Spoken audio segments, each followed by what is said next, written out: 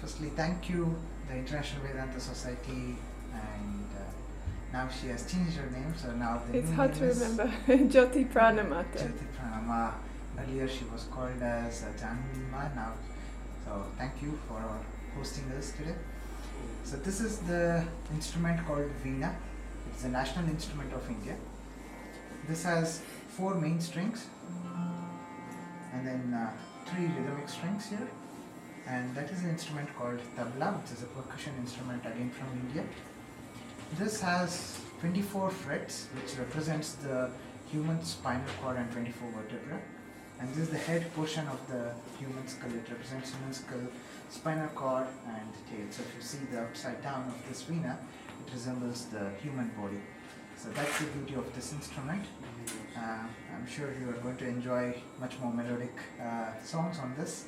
And this is a percussion instrument, tabla, which is made of. You want to talk about tabla? So this is made of two main drums, which is this is the right hand drum called the tabla, and the left hand drum which is called the baya, which also means left in Hindi.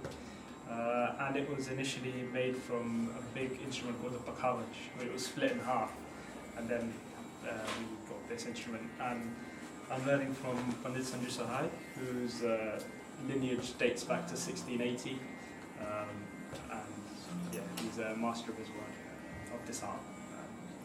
I feel very blessed about it.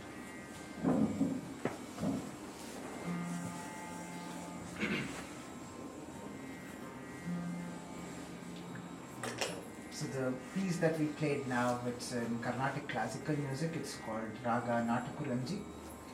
So it has two different parts of it.